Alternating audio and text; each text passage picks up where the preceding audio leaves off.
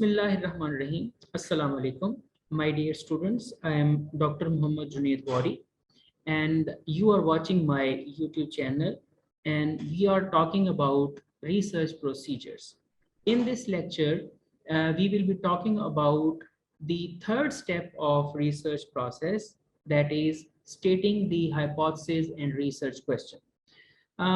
As you guys know that we have already started talking about the research process, and in this research process we have already talked about the selection of problem or narrowing down the topic, and then we have talked about the review of existing literature, literature review. Today in this lecture we will be talking about the third step, and that is statement of hypothesis and research question. As you all guys know that the research process is a systematic process and we have to follow this process in all described and important integral steps.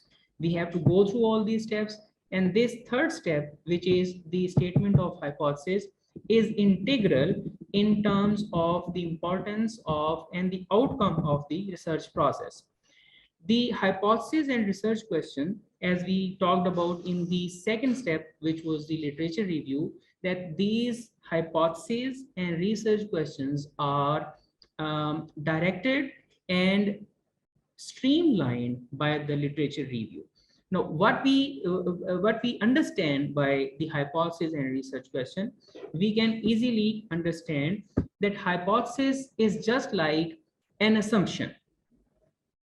मतलब आम सादा अल्फाज में हम ये कह सकते हैं कि हाइपोथेसिस जो है वो एक मफरूजा है, लेकिन ये मफरूजा आम मफरूजे की निस्बत, आम असम्पशन की निस्बत डिफरेंट इस वजह से है कि this is called as an educated guess. Now why we call it as an educated guess? इसलिए कि ये गेस जो हम करते हैं रिलेशनशिप बिटवीन द वेरिएबल्स के हवाले से, वो हम लिटरेचर रिव्यू से एजुकेशन हासिल करके, लिटरेचर रिव्यू करके, अवेलेबल लिटरेचर रिव्यू करके, उसके बाद हम जो एजम्पशन क्रिएट करते हैं उसको हम हाइपोथेसिस बोलते हैं. मिसाल के तौर पे ये एक यूनिवर्सल ट्रूथ है, the hire you go the cooler it is. Similarly if a mad dog bytes a person, the person would die mad. अब आप इसको एजुकेटेड गैस इसलिए बोलते हैं कि आपने ऑलरेडी, आपके पास डेटा मौजूद है कि if a mad dog bytes a person, there is a chance that the person would die mad. Similarly हम ये जानते हैं कि जैसे जैसे आप सतह समुंदर की बुलंदी से ऊपर चलते चले जाएंगे, उसी तरह टेम्परेचर जो है वो कम होता चला जाएगा, डिक्रीज होता चला जाएगा. अब इसको हम एजुकेटेड गैस इसलिए बोलते हैं कि ये हमारे मुशाहिदे में है, इसके हवाले से ऑलरेडी तजर्बात हो चुके हुए हैं. सिमिलरली अगर आप जो है वो हाइपोथेसिस को फॉर्मली डिफाइन करने की कोशिश करें तो मैं आपको ये बता सकता हूं कि hypothesis is a formal statement regarding the relationship between variables and is tested directly. The predicted relationship between the variables is either true or false. अब hypothesis जो है किसी भी दो या दो से ज्यादा जो वेरिएबल्स हैं उनके हवाले से रिलेशनशिप को जो है वो बताती है कि वो डायरेक्टली प्रोपोर्शनल है, उसका कॉज एंड इफेक्ट रिलेशनशिप है, ये किस किस्म का उनमें आपस में ताल्लुक है. तो हाइपोथेसिस जो है जिन वेरिएबल्स को आप स्टडी कर रहे हैं उनका आपस में रिलेशनशिप शो करती है. मिसाल के तौर पे अगर हम इसकी एग्जांपल लेते हैं, जैसे हम लास्ट लेक्चर में डिस्कस कर चुके हैं कि अगर आप ये देखना चाहते हैं कि इस्लाम and Muslims representation in global media, तो उसको हमने नैरो डाउन किया था और हमने ये देखा था कि we want to study the representation of Islam and Muslims in Australian newspapers, and there were to newspapers that we pointed out. तो अब हम उसके हवाले से फॉर इंस्टेंस अगर हाइपोथेसिस बनाते हैं तो हम ये कह सकते हैं कि the newspapers with right wing political ideology would portray Islam and Muslims negatively. अब आप गौर कीजिए कि इसके अंदर दो वेरिएबल्स हैं, एक है अखबार की पॉलिटिकल आइडियोलॉजी और दूसरी है इस्लाम और मुस्लिम की रिप्रेजेंटेशन. अब ये हाइपोथेसिस जो है ये हमें ये बता रही है कि जैसे ही अखबार की पॉलिटिकल आइडियोलॉजी आप वो राइट विंग है तो रिप्रेजेंटेशन जो है वो नेगेटिव होगी, और अदरवाइज भी हो सकता है.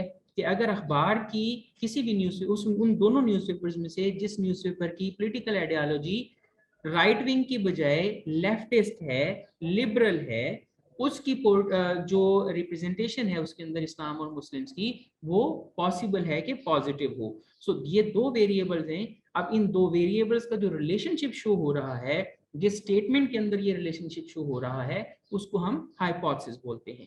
اسی طرح مائی ڈیئر اسٹوڈنٹس, جو ریسرچ کویسچن ہے, research question is a formally stated question intended to provide indications about something.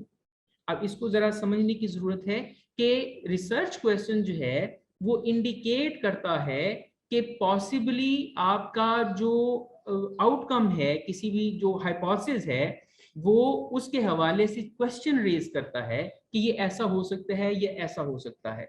It is not limited to investigating relationship between variables. یعنی یہ ہائپوتھیسس سے تھوڑا سا آگے کی بات ہے.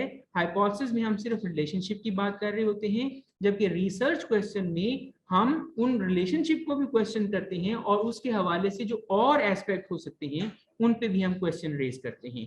Research questions are appropriate when a researcher is unsure about the nature of problem under investigation.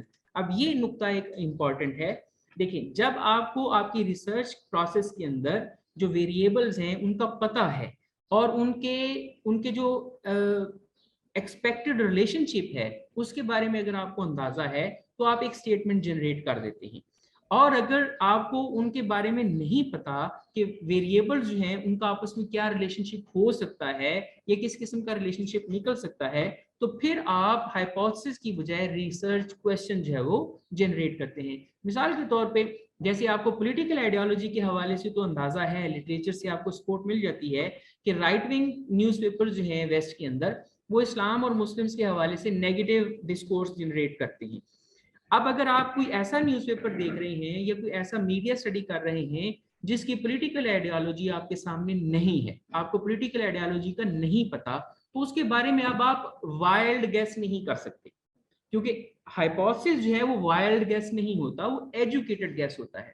تو وائلڈ گیس کرنے کی بجائے پھر آپ کیا کریں گے کہ آپ ہائپوتھیسس کی بجائے اپنے ریسرچ پروسیس کے اندر ریسرچ کویسچن ایڈ کریں گے. مثال کے طور پہ ہم یہ کہہ سکتے ہیں کہ how do the selected newspapers portray Islam and Muslims during selected period of time.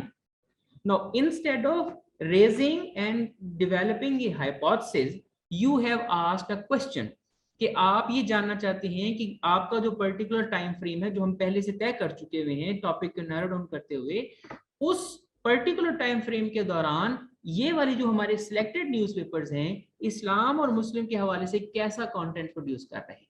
تو ریسرچ کویسچن جو ہے وہ اس طرح سے آپ کو آپ کی اسٹڈی کے اندر جو ہے ہیلپ کرتا ہے. اور یہ بات آپ کو کلیئرلی پتا ہونی چاہیے کہ آپ نے ہائپوتھیسس جو ہے وہ جنریٹ کرنی ہے یا ریسرچ کویسچن ڈیولپ کرنا ہے. اور اس کے حوالے سے جیسا کہ میں آپ لوگوں کے سامنے بیان کر چکا ہوں کہ ریسرچ کویسچن آپ جو ہے وہ تب ڈیولپ کریں گے جب آپ کو ہائپوتھیسس ڈیولپ کرنے کی آپ پوزیشن میں نہیں ہیں. اور ہائپوتھیسس جو ہے وہ ڈیولپ کرنے کی پوزیشن میں نہ ہونے سے کیا مراد ہے کہ جب آپ کو آپ کے ویریبلز کے بارے میں ان کے درمیان جو ریلیشن شپ ہے وہ آپ کو جب پتہ نہ ہو. اگر آپ کو آپ کے ویریبلز کے درمیان ریلیشن شپ کا پتہ ہے تو آپ easily directional, naan directional, uni variate کسی بھی قسم کی ہائپوتھیسس جو ہے وہ آپ جنریٹ کر سکتے ہیں.